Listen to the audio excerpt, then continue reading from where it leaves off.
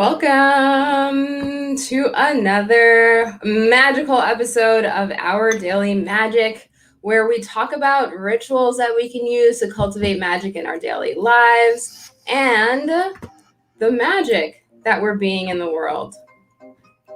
We got some background music going on here. I'm loving it. Talk about magic. Right? I should leave it on.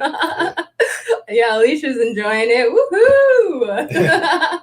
And thanks for tuning in, Genesis. We see you. We appreciate you. We appreciate everyone who's here listening, supporting, being magical. And speaking of which, we've got a really special magical guest. Yeah. Well, you already know what it is. Before we get into the introduction into our magical guest, Kai, drop that logo on him. Oh, boy. I can do that.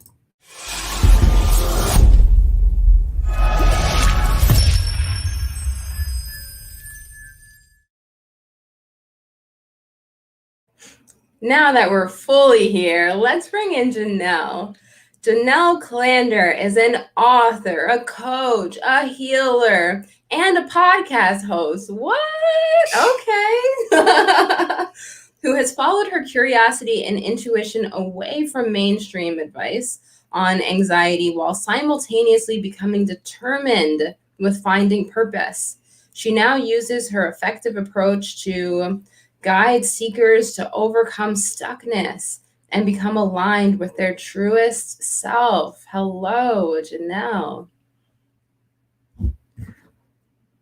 Let me just make sure you're unmuted. Oh, yeah. I was thinking a second. All right, now I can hear you. Yeah, it's good to be here. Thank you. Yeah. So you're an author too and a podcast host. Like, can you tell us more? To be fair, the podcast, I started a podcast in 2014, I think. 2014, 2015. And the last year and a half or so with writing a book and whatnot, it's tapered. So it's definitely not consistent. We can always tune into the archives. Yes, there's 60 some episodes up there. It's called Badass Spiritual Warriors. Yeah. But I just released my first book. I'm working on my next one already, but I released that, and it's called Courage to Find Purpose. Sharing my story, because I just think one of the most powerful things we can do is share our stories with people. Yeah. Yeah. So how did the inspiration for the book come about? Like, what in your life journey led you to do that? Mm-hmm. Yeah, it's interesting because right before I released my book, I started to get, it's just like anytime you're about to do something big, I was just like totally insecure and terrified. And I was like, what am I doing? Why did I even decide? Why did I even write this book? What? And then sitting with it, I kind of realized that I never really decided to write this. This book just wanted to be birthed. And I just came to a point where I couldn't deny it any longer.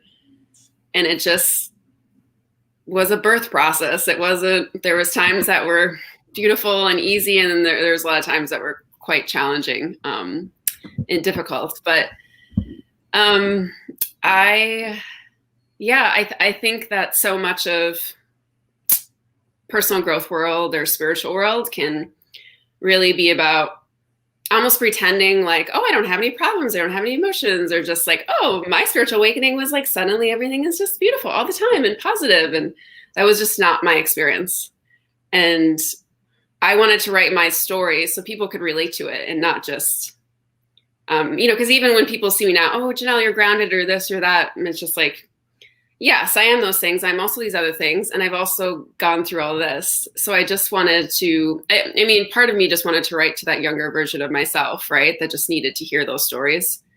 But I found that no matter where you're at in your journey, there's like, I wrote it in a way that there's some like depth to the stories. So it's like you can kind of there's something that will speak to you basically, I think, like in the stories, which I think is exciting and powerful that people are enjoying it, relating and being inspired by the stories. And that was really my goal. Awesome. So it's like purely autobiographical. Mm-hmm.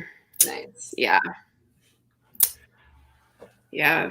I'm interested in hearing about the story a little bit or getting more into it. Besides the introduction that we gave, it was like the overall essence of what was happening. But love to like get into the nitty gritty about it. Hear about your amazing story that led to your awakening. And a couple things struck me because like what you said, a lot of the personas like, oh, this awakening's beautiful, and all this other stuff was like, no, there's some like beautiful struggles that go on as well in that. And love to hear about yours. Like exactly what did you go through to lead to this amazing book that birthed through you to express itself? Yeah. Oh, okay. There's so when I was this was like maybe 15 years ago or something, I was kind of in a place where like I had a good life. Like I had a lot of things that I thought I wanted in my life. And it was maybe like a year after college. And I was just like, I feel miserable. I feel mildly depressed. I feel pretty severely anxious.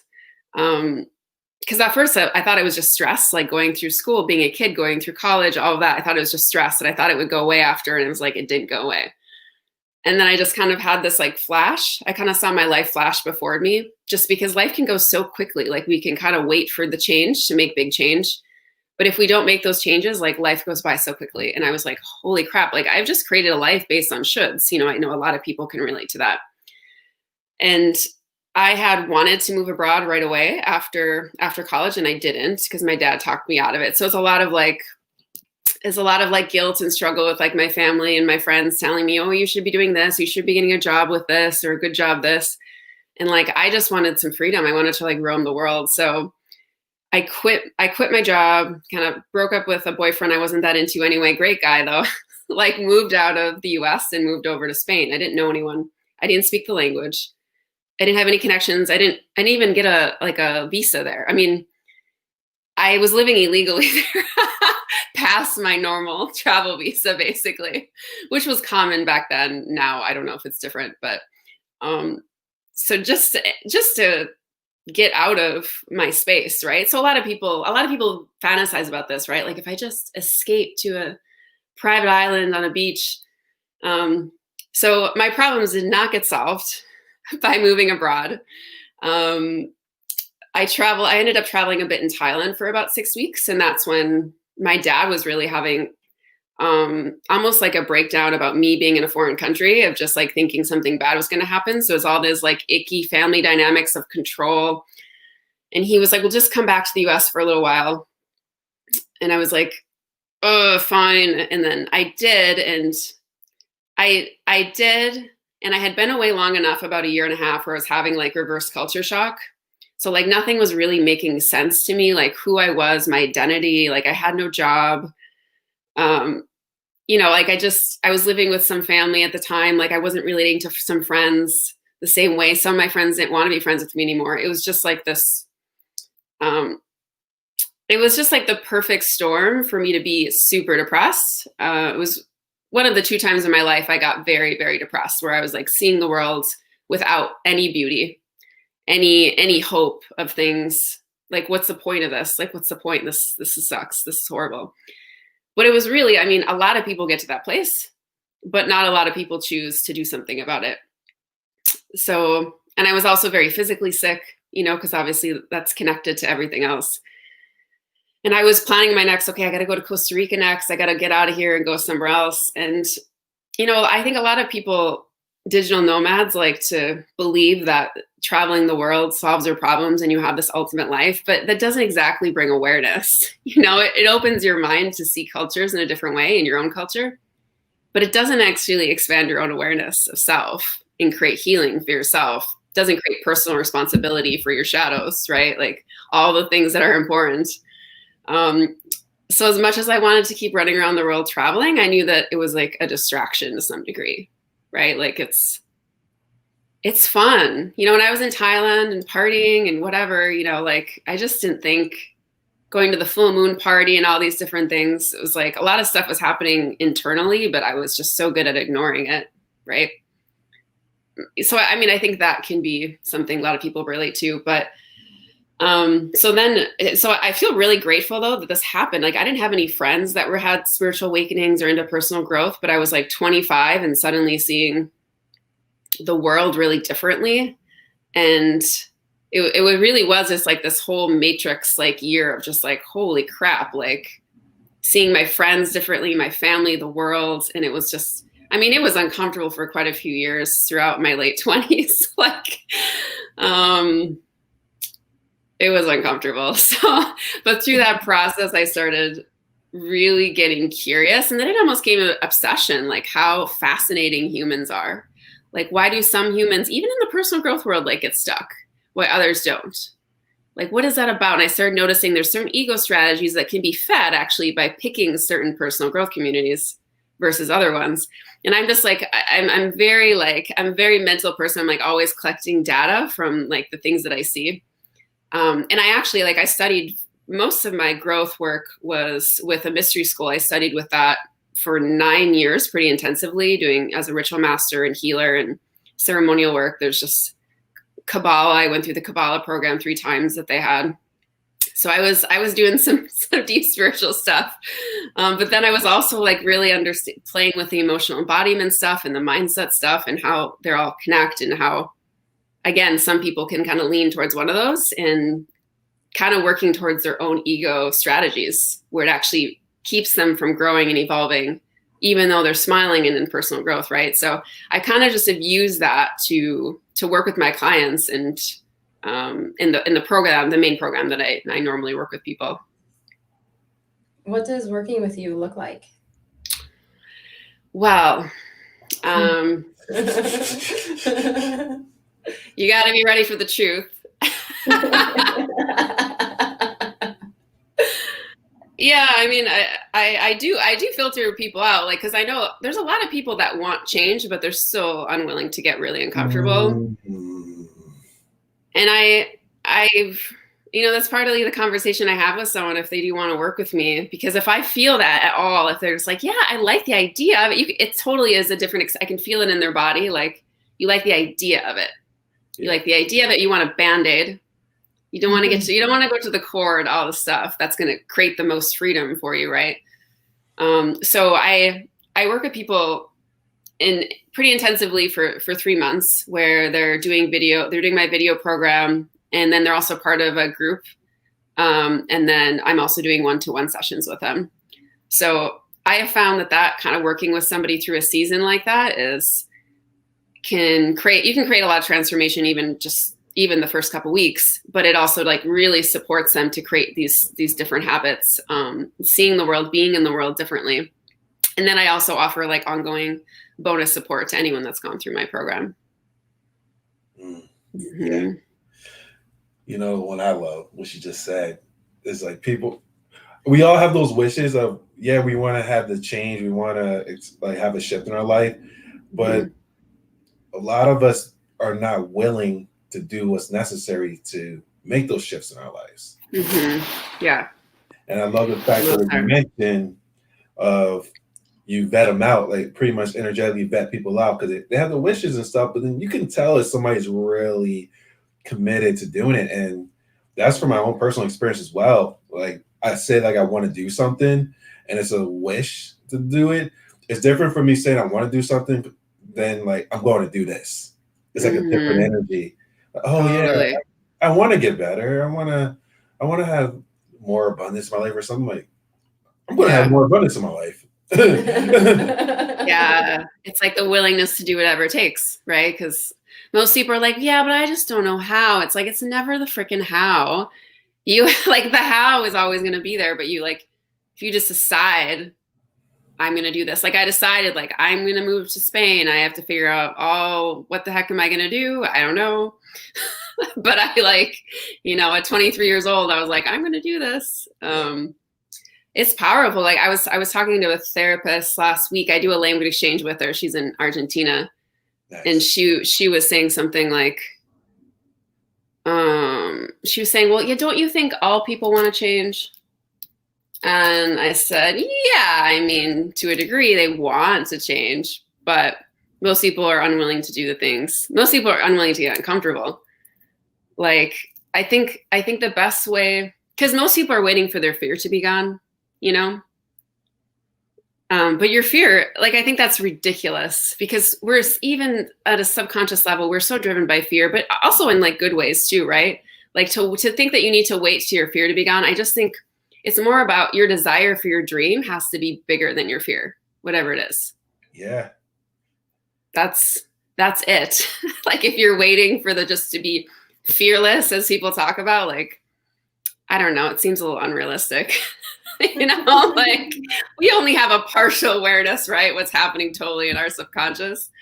But you just have to want it, right? Mm-hmm. Right. I want change. Yeah, totally. I want to change. Hugely different. I love that. Mm-hmm. That's from Brother Garrett. Hey, Garrett. Yeah. Oh, hey, Garrett. Nice. Yeah. Yes, absolutely. I actually had someone posted something on Facebook the other day. I took a screenshot of it. Okay. I'm like, wait, can I swear on here? I don't know. Yeah. Okay. Yeah. Fuck yeah. I figured it's something to ask. It says, be so fucking committed to your growth, you're willing to say no without guilt and yes without fear. And this is great. Like, it feels good in your body and you're like, yeah. But like, I think the awareness level above that is like that you're willing to say no, even with your guilt, right? And yes, even with your fear. And just being okay with that, because it's like, again, it's just like this illusion that like, oh, we're gonna, you know, be enlightened and transcend our ego. And I really think the work is to embrace the ego, right? And connect more to your power and not let it rule. Because I don't know. I mean, like, everyone has ego strategies, and it's part of the human experience, right? Like, yeah, I don't know. Yeah, let's get into that. You're smiling. Yeah, I want to hear what you have to say. Yeah, let's get into that. And it's funny because last week I had a brand meeting with her, and she's like, what's some different things you could talk on? And I was like, one thing I would like to say is your ego can become your amigo. I love that. And for me personally, the egoic part of us is just a program from our experience in life leading up to this moment, our experience that causes traumatic experiences, our upbringings from our childhood, from our parents and family and pretty much society that were around us, and also the programming we receive from all these external stimulations and stuff. But the ego can be our friend because it just provides us information in the moments. And once you're aware, it's providing information based upon that, and that's it. It allows you to step beyond that. But it's sort of like, for me, it reminds me of just like a treasure detector thing, like boop, boop, boop, boop, boop, boop, boop, looking for treasure, and you go, wait, I don't know if you should do this. I don't think I should do this. I don't think I should do this. Like, why? I'm afraid because I might get humiliated like I did whenever it is. So the ego, when it's your amigo, it can allow you to heal some parts of yourself that are looking to be seen in the form of the ego, but allows you to step more into it. And I love what you said of how I'm just gonna go do it, like move away. Even hearing all the external things that I'm sure, like from your parents and stuff, that all of us, like when people tell us stuff, we get limited sometimes by just thinking like, oh, maybe they're right or this type of thing. But you had it set like, yeah, I'm gonna go do this. I don't know what's going to happen, and I'm going to do this. And I'm pretty sure your ego at that time is trying to give you information. Wait, don't do this. Are you sure about this? Are you sure? But you still did it. Yeah. Yeah, and sometimes it's part of our ego too that helps us to still do the thing. You know, like it's. I think a lot of our superpowers actually can come. They're filtered through. Everything's filtered through our ego, like our personality. And once I was picking up on a lot of patterns over the years. But when I discovered the Enneagram, have you guys heard of the Enneagram system? Yeah, I'm a 1. Okay. So I think it's crazy. So I'm actually at my brother's house right now helping out with his nieces this week. Being auntie nanny, but they're 3 and 5, and I already know their Enneagram types. So it's really interesting. So we used to think like, so to some degree, it's like we go through life and we have these experiences and they create these trauma or whatever. But what's interesting is we have our Enneagram types almost immediately, which really means we come in with this archetype. We come in with this archetype of the ego. So we have these core strategies. We have the strengths and the weaknesses that go along with that specific archetype. Our archetype doesn't change our entire life. It stays the same. But it actually just kind of means that like we already have the archetype, we're going to have the childhood. And then those based on the archetype, we're going to have the traumatic experiences related to that. I mean, we have other ones too, but it's like the biggest one is going to be around our archetype.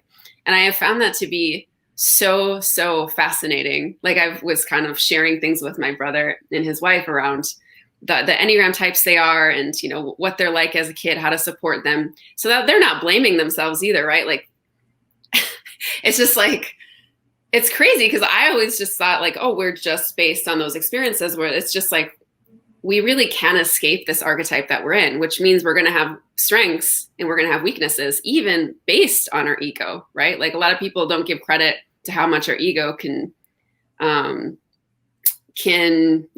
our superpowers basically in life, which is kind of interesting. So if you're a 1, I mean, the superpowers is like being a reformer of really seeing things that aren't done well or aren't done correct, and then wanting to like go in there and kind of being perfectionist. So the perfectionism can be a weakness, but it's like, but if you're like constantly, ones are going in there and changing systems, like that's hugely needed for humanity, right? So it's like each archetype has their own way that they're like contributing to humanity just based on ego. Of course, we have like our divine essence like filtered through there, but I think that there's like this whole let's just hate our ego and pretend we don't have negative emotions. I just feel like that just makes it worse, you know, because then we're shaming ourselves. Yeah. Right. Yeah. It reminds me of that term of what people say, like, I want to experience an ego death. And I'm like, for me, how can you kill something that's a part of you? Like, right. It sounds like I'm trying to kill a part of myself. Yeah. And I like to call it ego reset, meaning reset your relationship that you have with the ego, and which when the ego normally is in charge of your life, becoming the person in charge of your life, and then the ego will follow. The ego and the mind and everything else, it follows you.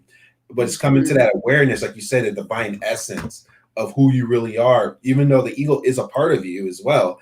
And I love what you mentioned too, of using the ego to like get shit done as well. I believe this has to be Garrett.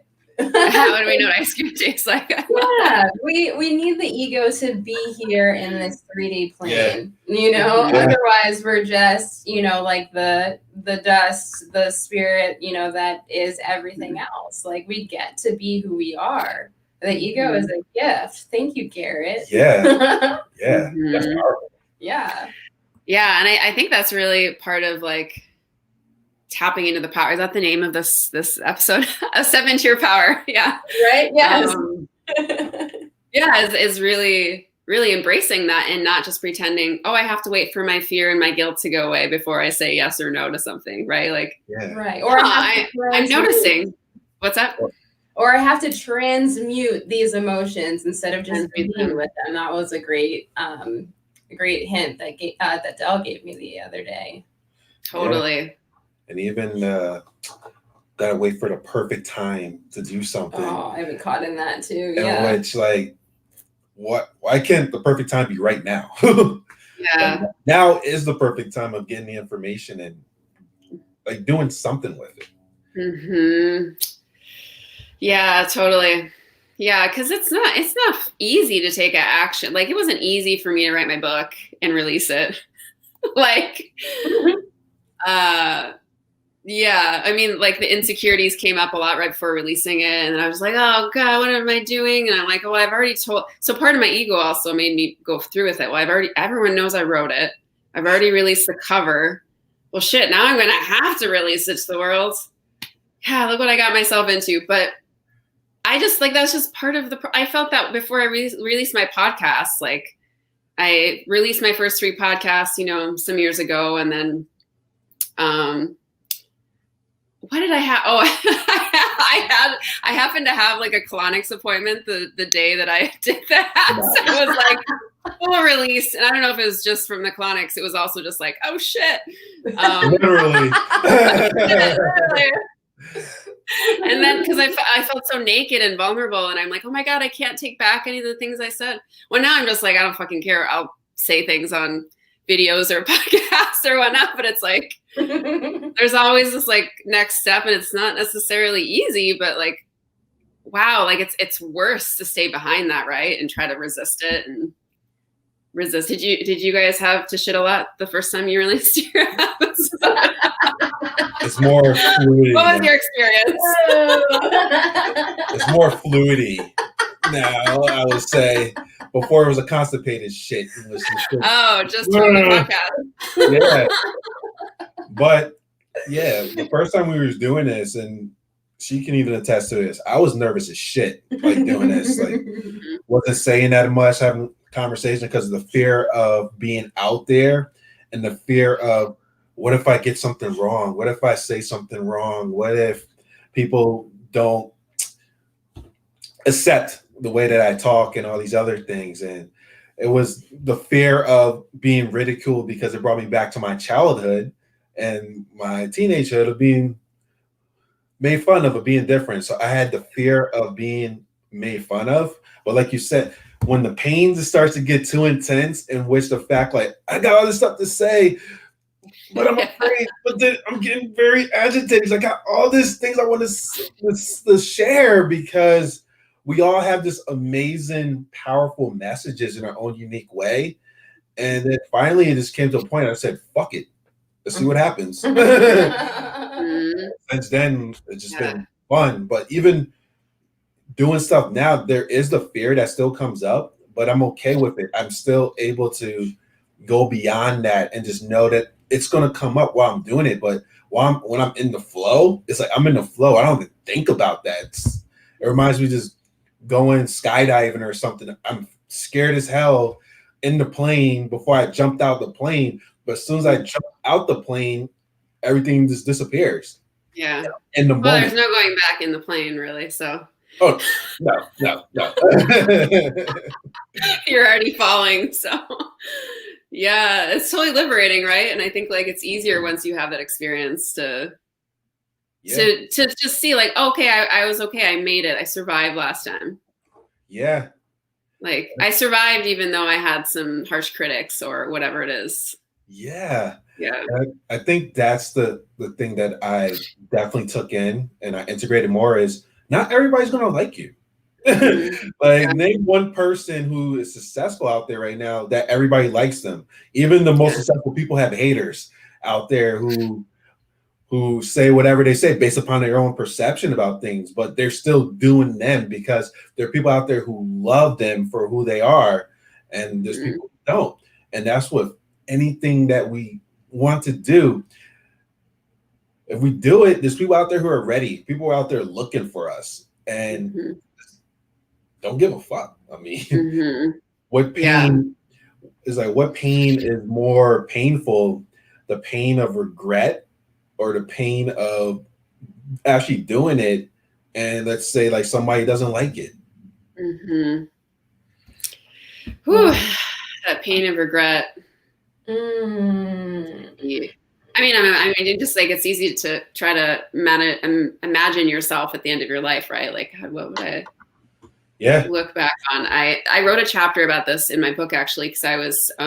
Have you guys been near somebody when they've passed over before? You were like there, right? Yeah, kind of. Like a few hours before. Okay, yeah.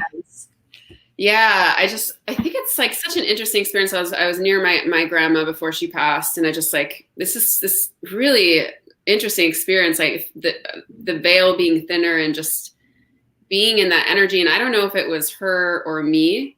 I could kind of like see her life, kind of all of the flashing before her, not flashing, but just like the decades flashing, all the things that she's been through. And what came up for me was like, wow, like I don't think my grandma lived with an open heart.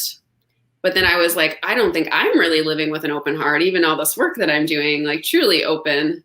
And And it was, it was like this combination, it was like this collaboration of maybe my grandma having this experience, me being connected to it, or me having my own experience through her energy.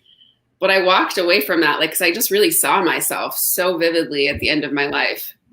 And that really shifted for me. And I think it's always something that's really powerful to revisit, of like, if I, what would I regret about my life right now if it were to end? Like, what would I want to do differently moving forward? And it was just a huge shift for me of how I could connect with people and just really be a lot more open to all people, regardless of how long I'm going to know them. Maybe I'm just going to talk to them on conversation. Maybe I'll know them longer, but not guarding. We're so guarded with our connection and how long, because we don't want to be hurt. We've been hurt. We don't want to be hurt again, but it's so delusional that we're not going to get hurt in our life. We can be hurt. It's fine. We don't want to miss out on this love, and not just romantic love, just all forms of loving connection we can have with other humans. Just because we want to try to be the tough one, the guarded one, right? Yeah, that right there, because I'm pretty sure that hits home for a lot of people. The fear of getting back out there, for the fear of being rejected, the fear of being hurt again, and just the fear of, let's say, the fear of failure. And the thing about it is, with every single one of those, you have an opportunity to go out there and do it again, and keep doing it. Like, even from, if you look at it in the present perspective, you got hurt before, but where are you right now? Are you still hurt from, or still being hurt by that situation? Or is your choice to allow that situation to continue propelling you in that type of way, for the fear of it coming again? And then once you're like, listen, if it comes, it comes. I'm doing me. Yeah. It's pretty easy to think, to kind of create all those barriers. And it's like the voice says, yeah, but I'm being smart about this. I'm being really smart. It's like, but we cut off like parts of ourselves in that process, disconnecting. But like, what are we cutting ourselves off from? Infinite possibilities. It's like, who said it? Wayne Dyer. And it's perfect. Like, when we do that type of thing, like shutting ourselves down for the fear or whatever. So based upon like that experience of that, we're pretty much saying like, all right, God, I got this handled. I'm going to handle this my way. I'm going to make things happen my way. Like, what if that painful moment that you had is an opportunity for you to learn more about yourself, learn more about what you like and what you don't like, and also get more clear exactly how you like to experience things. So that way, in the event that something may potentially lead that way, you have so much experience with it, you know when to shut it off. Like, okay, this is what I've been through. I'm not going through that again. And if it comes my way, I'm dealing with it again. I have the knowledge to allow myself to shift to something different more quicker than going through the same experience over and over and over and over again. But it comes with a choice. We have a choice.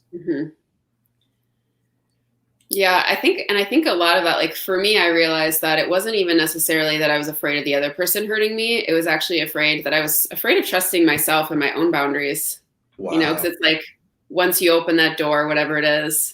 So this is an example I write about in my book. Based on that, is I was writing the BART in San Francisco, and this kid had hawked a loogie or something, and I'm like, really, dude? And then he came across, he kind of lit up to get my attention and sat across from me. And he was like 18 or 19 or something. And he, so he sits right across from me. So most people would be like, oh, I'm comfortable. This person is trying to talk to me. And I was just able to be really grounded. I totally had all my energy on him. Talking to him, I find out he's homeless. Okay, so again, fear of the boundaries. So this kid, he's asking to come home with me. He's trying to hit on me. I'm able to have an open heart. I'm able to really like get curious, genuinely curious about his life, and keep that authenticity. And also just trust myself that no, I'm not going to bring him home. Even though, it's like, oh man, I should like, I was staying with a friend and her baby. Like, it's just, there's so many things, right? Like, we think if we open our heart, then that means we have no boundaries. And I think that is, again, like, it's not, you can have an open heart and still have boundaries for your experience. And I think that was like something that was really huge for me when I started keeping my heart open is like, I also was trusting myself more to be like, okay, I felt a little guilty saying no to him a few times, but I also know that like I have to protect myself, but I can still like inspire, I can still just like get his world. Like how many people are just getting his world? You know, if I was trying to just like, oh no, like, oh, you're this homeless kid. That's just, you've seen a lot of things. Who knows, just based on his experience, what he's capable of just from that, obviously, you know. But instead I was just like totally put my energy right on him. Like, all right, yeah, all right. Well, tell me a little, like just totally being present with him. And I think we miss out on the presence of those kinds of interactions. Yeah. Often. And you never know what that, just being in that open space and having that conversation, what that can lead to as well. Mm-hmm. Yeah. So let's say, for example, I'm just throwing an example out there, having that conversation with that guy. And let's say, like, for example, we've been trying to manifest the perfect soulmate, and it may not be this guy, but he's, oh my God, like, you sound just like what my friend was talking about when he's looking to experience. And by you just having that open conversation, it leads to something like that. So that's like the perfect example of infinite possibilities of allowing yourself to be in that. But also he got to experience what God is like, just having a conversation. I'm not judging you. When you talk, I'm just showing you love. But also like you had your boundaries, you had love for yourself as well, which is something that a lot of us are integrating more of being that unconditional love, but also being unconditional love for yourself as well. And not feel the need that I got to step my boundaries to please this other person. Totally. Yeah. Yeah. It makes me think too, what's interesting about being on the BART or any other type of like metro train like that, of like, there could be some people coming in and doing some cool like dance moves or tricks, or they're doing some, and like, I would look around and I would look at them and like nobody was looking at them because they would feel guilty if they looked at them, right? Like there's this really weird thing too of just like acknowledging and being present and being like, oh, now I'm going to feel guilty. I'm going to have to try to give him money or whatever it is, right? Like it's like, wow, this is really interesting that like people just are totally ignoring. They're being loud and they're having all these cool, they're like breaking down some dance moves and everyone's just like, they don't exist. Yeah. Like, wow, what a bizarre, but I think it has a lot to do with those boundaries again too. Like if I look, then what will that mean for my own boundaries, right? It's funny because we experienced the opposite. We were in Vegas, in downtown Vegas, and there were these like performers who are like, they were getting all like amped up and like ready to go. And they're like, all right. And, you know, they're passing around the box, you know, for donations. And like, we donated quite a bit. And we were like, all right, we're ready for the show. And then the guy, the MC for all of them, all of a sudden he's like, nah, the energy is off. I'm not feeling it anymore. And then they just stopped. And I'm like, hey, wait a minute. So there's also like a moment of compassion that came up. Like, man, I wonder what this guy is actually going through as a human being. Like, what's the reason why he's out here in the first place? Like, where is he coming from? Yeah. It was really, it's an eye opener. Yeah. Yeah. It can be scary to have compassion for people, right? Just really finding compassion for all types of people. Yeah. You get their world. Yeah. It all starts with ourselves. All that. It's like, it's sort of like the term of filling your cup up so much that it just overflows and you just are able to just give it because you have so much. Like the infinite compassion for yourself, infinite unconditional love for yourself, the acceptance, appreciation for yourself. It just flows. The more you go into it with yourself, it's infinite. So allowing yourself to flow, and then it just comes out. And then we can be able to like really see like those type of stuff. People are really engraving like some stories, like a lot, like stories that we see on the surface that is like that, but we don't know what led them to that. And each and every one of us, we had our own unique journey that helped us to become how we were, like being in a program with our beliefs and everything. We all went through some shit in our own ways. And we can see that as like this one moment, like, oh man, like this person, doesn't want to dance now because of money. We don't know like what happened. Right. So it leads to that moment. So that's the type of compassion, and also setting the space like Janelle did with that homeless person, just having a conversation with them to allow somebody to actually share, and us being unconditionally curious about it. Like, hey, like, tell me about yourself. Like, what you been, like, your life and everything else. What led you to now? Now, in a way, I'm not trying to judge you. It's like, I'm really just want to hear, like, what's going on. Mm-hmm. Yeah, it's powerful. So I'm curious with you guys, is there somebody or multiple people that you struggle with feeling compassion for? Whether that's like politicians or famous people or just people who committed crimes or and people like that. I'd be happy to go first. My struggle is that my struggle was that when I feel compassion and, you know, like have that, like, you know, that resonant experience with what the other person is going through, then I would feel like compelled to help them as if it were a part of myself. And what I had to like get in, what I was able to really like get about myself is that by me helping them, I felt like it was like helping me. But in actuality, like it's not helping me. I had to like experience that there is a degree of separation. You know, like if I opened up my wallet and gave someone all of my money and I was like, oh, I'm just helping myself, you know, then I would turn around a couple of hours later and be like, oh, I don't have any money now.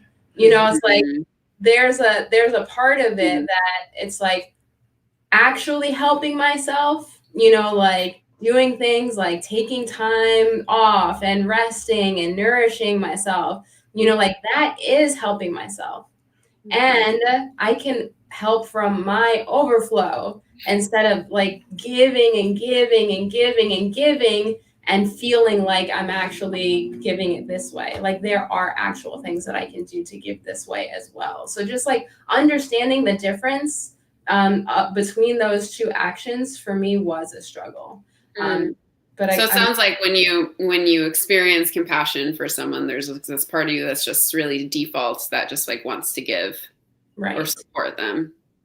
Yeah, I'm curious. Like, is there any separation in between like the compassion and the helping for you, or is that just like so automatic?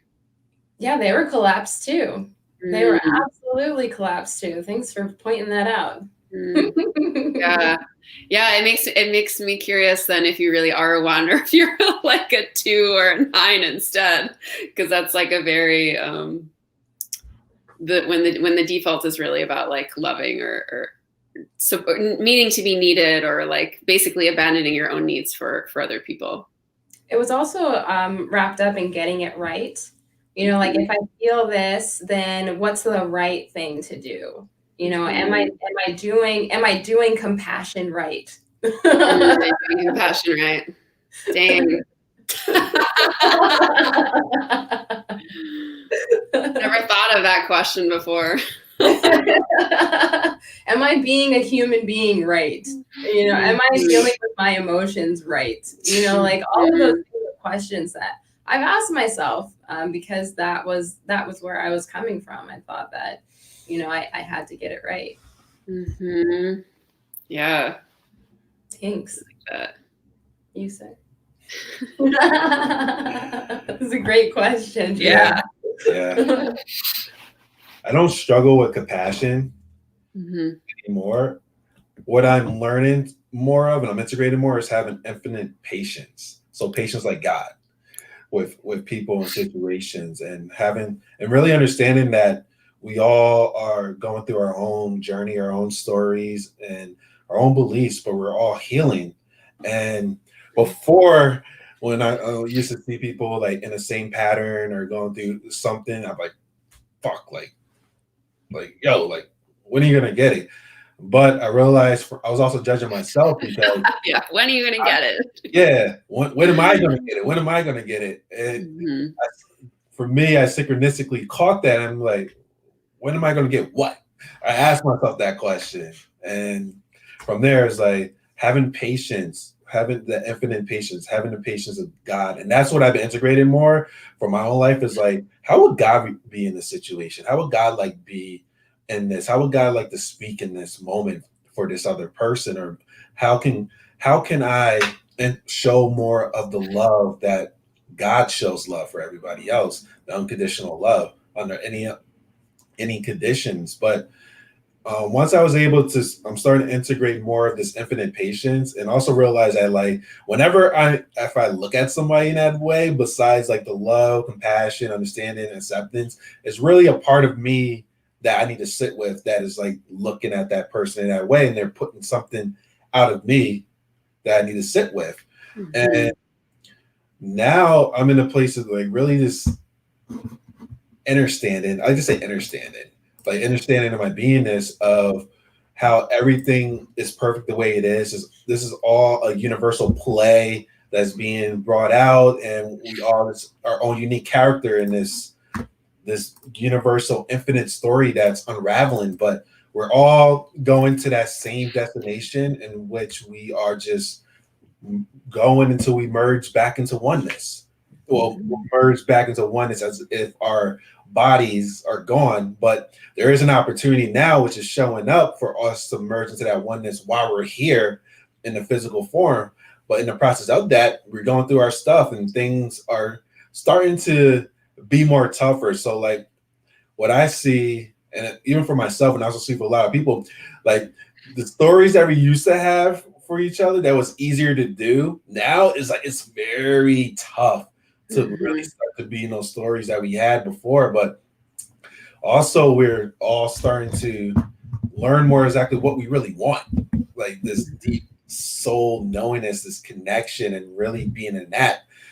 And also just seeing a lot of people awakening up. A lot of people are stepping into who they are, but also there's people who they rather deal with the pain of the story than to shift into this new way of being. And for those people, I have compassion, because it's like our beliefs and our stories that we had as a kid until now, some are just so engraved in us that we just think it's us, and we're just doing these things because we think it's us. But then there's people out there who are starting to question, like, why do I do the things that I do? Mm-hmm. Yeah. We're in a very reflective time right now as humanity. Yeah.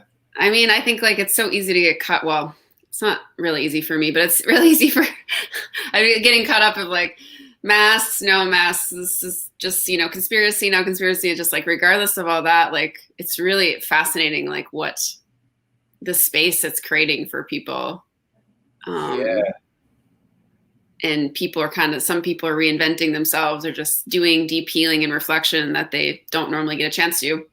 Because that's like what I see like winter to be in general, like a darker time. You're kind of going within.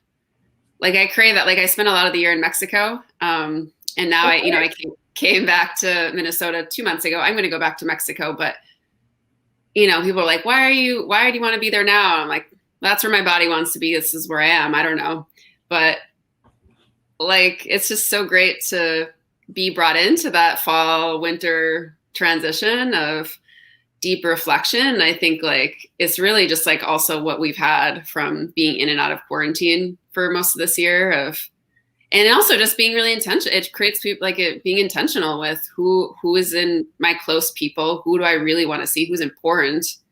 I'm really fascinated. Even like, I know some people are still dating and hooking up or whatnot, but it also just like, it seems it's also create a little more intention there too, of like, well, what are you looking at? Or do you want something serious too? It's just like, I think that's fascinating. Like, well, what it's doing for just our intention of our life.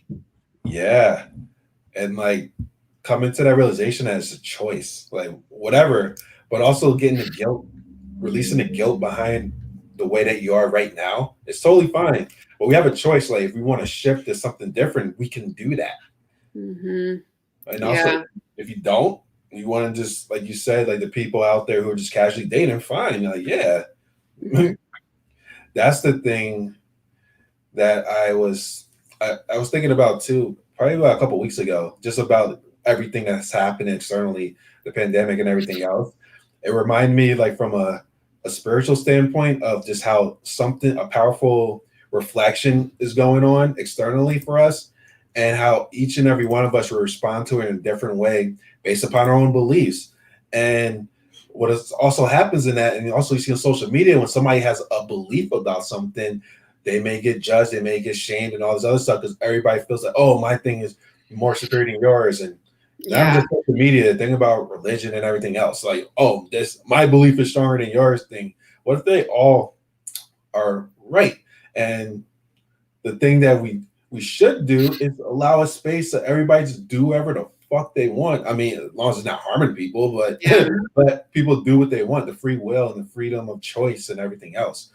The whole thing about the mask or no mask, like me personally, like I'm just in the space. I want to do whatever we can do collectively so that everybody can be safe and good, whatever that may be. It may the virus may be bullshit, it may not be bullshit, but it's like there's more stuff. There's more important things to focus on, like connecting to your soul. Yeah. Well, what makes it a really interesting time is that I think we're in a time.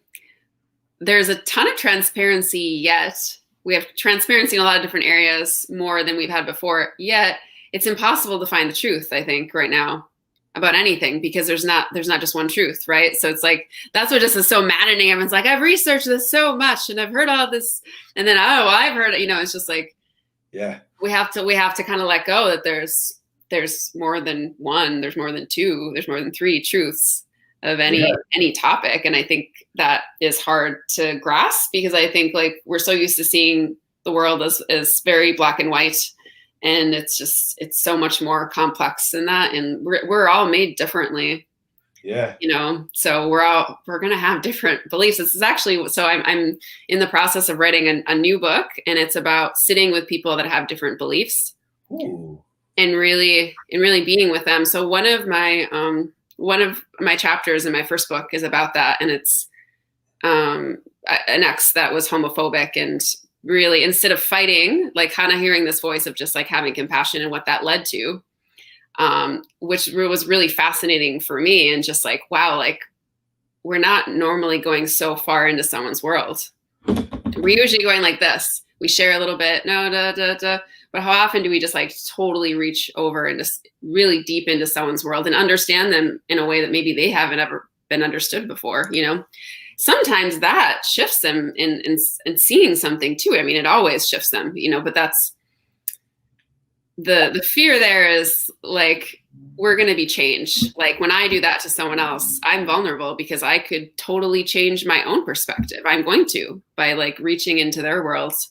But then there's like a willingness to really go into mine oftentimes too.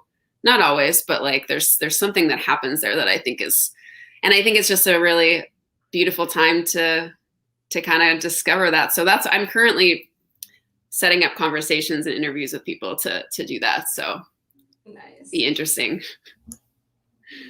Yeah. Yeah. Yeah.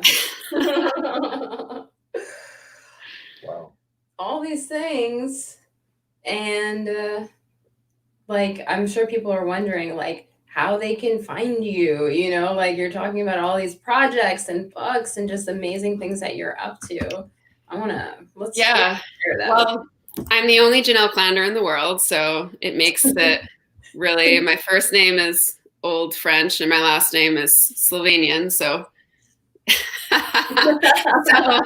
there's my website. So if you can search me on Instagram or Facebook, and you can, my book is on Amazon, Courage to Find Purpose.